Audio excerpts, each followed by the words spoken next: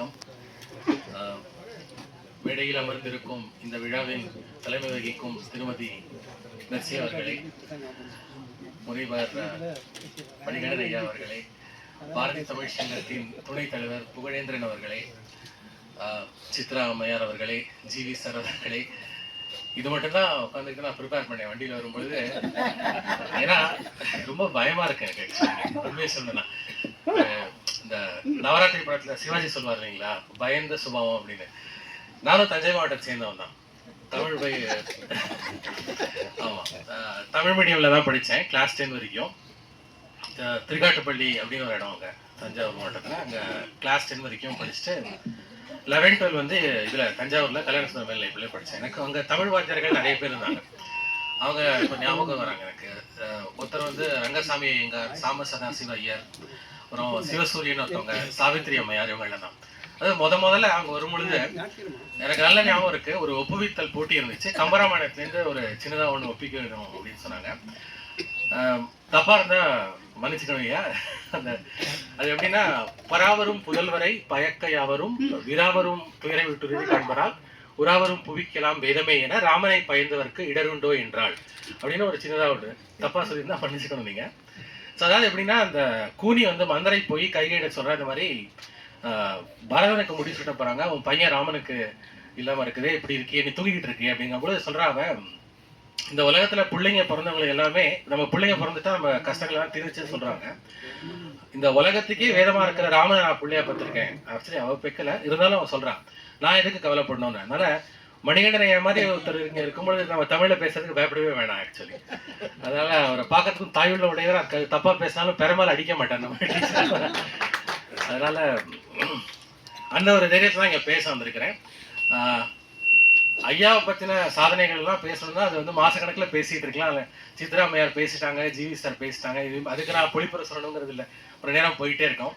நான் இங்க பேச வந்ததுக்கான காரணம், அதாவது இந்த வாய்ப்பு எனக்கு கிடைச்சதை வந்து ஒரு சின்னதாக பதிவு பண்ணிட்டு ஒரே இதோட முடிச்சுக்கலாம் அப்படின்னு.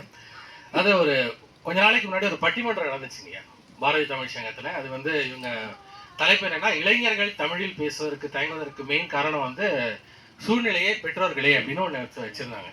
நான் வந்து சூழ்நிலைங்கிற இதுல பேசினேன். அது முதல்ல வந்து பேசுறேன்னு சொன்னேன், அதுக்கப்புறம் வரலன்னு சொன்னேன், இது மாதிரி சொல்லிட்டு இருக்கேன். வடிவல் சொல்றாருல, வரும் வராது வரும் வராது, கடைசியா பேசினேன். அந்த மாதிரி ஒரு 2 மாசம் முன்னாடி வங்கத்தின் கங்கை கவியரங்கம் நடந்துச்சு நம்ம சங்கத்துல. அங்க வந்திருந்த பொழுது நான் பாட்டுக்கு ஒரு மொழியில வந்து காணும் வந்து டீ கொடுத்தாரு, பிஸ்கட் கொடுத்தாரு, சாப்பிட்டு நான் பாட்டு உட்காந்துருந்தேன். திடீர்னு நம்ம ஜெயராமன் சாரும் பொழிவு வந்து, சார் கொஞ்சம் வெளில வரீங்களா அப்படின்னா, என்ன தப்பு பண்ணிட்டவா டீயை சாப்பிட்டு ஒரு பயங்கர பீதியோட போனேன். இப்போ சொன்னா, இந்த மாதிரி இந்த வாட்டி சாதனை தமிழரை கொடுக்க போறோம், ஐயாவுக்கு கொடுக்கறதா இருக்குது. ஜிவி ஐயா வந்து வாழ்த்துற கொடுக்கறது ஒத்துக்கிட்டாரு, நீங்களும் கொடுத்தா நல்லா இருக்கும். ஜிவி ஐயா வந்து எனக்கு மென்டர். அவங்க வந்து ஆக்சுவலி ஹீஸ் லைக் இன்ஸ்பிரேஷன் சொல்லணும்னா. அதாவது 20 வருடங்களா இந்த வங்கத்துல இருந்துக்கிட்டு தமிழ் சேவைகள் செஞ்சுக்கிட்டு, ஸோ அவருக்கு ஈக்குவலா பேசணுமா, அதுக்கு நமக்கு தகுதி இருக்கா. அதுவும் அப்புறம் பார்த்தேன் யாரெல்லாம் வராங்கன்னு சொன்னாங்க. மாதிரி மெர்சி அவங்க வராங்க, தலைமை வைக்கிறாங்க. இதுக்கெல்லாம் எனக்கு தகுதி இருக்கான்னு கூட நான் யோசிக்கல. ஆனா நினைச்சு பார்த்தேன், இந்த மாதிரி ஒரு வாய்ப்பு இனி நம்மளுக்கு லைஃப்ல கிடைக்காது. இப்படி ஒரு விழாவில் இந்த மாதிரி பெரிய பெரிய பெரிய வந்து சாதனையாளர்களோட பேசுறதுக்கு ஒரு வாய்ப்பு கொடுத்துருக்காங்க. இதை நம்ம விடக்கூடாது. இது நமக்கு தகுதி இருக்கா இல்லையான்னு கூட நான் யோசிக்கல. பேராசிரியர் சரி இது பேசணும், இந்த வாய்ப்பை விடக்கூடாது. ஏன்னா இனிமே இந்த சான்ஸ் கிடைக்காது. தெலுங்குல சொல்லுவாங்களா, சான்ஸே லேது அப்படிமா.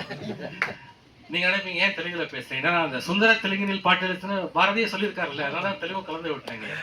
கொஞ்சம் நடுவில் இங்கிலீஷும் பேசிட்டு இருக்கிறேன். ஏன்னா பிகாஸ் அவர் இங்கிலீஷ்ல நல்லா பேச்சாளர்னு நீங்க சொன்னீங்க இல்லைங்களா.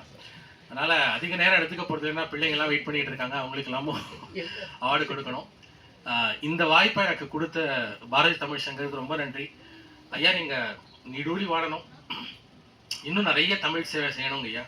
இன்னைக்கு இந்த வாய்ப்பு கிடைச்சது, பேச வாய்ப்பு கிடைச்சது, எனக்கு விருது கிடைச்ச மாதிரி நான் நினைச்சுக்கிறேன். ஏன்னா உங்களுக்கு இந்த மாதிரி ஒரு ஆப்பர்ச்சுனிட்டி எனக்கு கிடைச்சது கொடுத்த பாரதி தமிழ் சங்கத்துக்கும் ரொம்ப நன்றி. மென்மேலும் பாரதி தமிழ் சங்கம் கல்கத்தாவின் பணி தொடரணும், உங்க தமிழ் பணியும் தொடரணும். அண்ட் அந்த கடவுள் உங்களை இன்னைக்கு ஆசீர்வதிக்கணும். இதுதான் என்னுடைய வேண்டுதல்ங்கய்யா. வாழ்க வளமுடன்.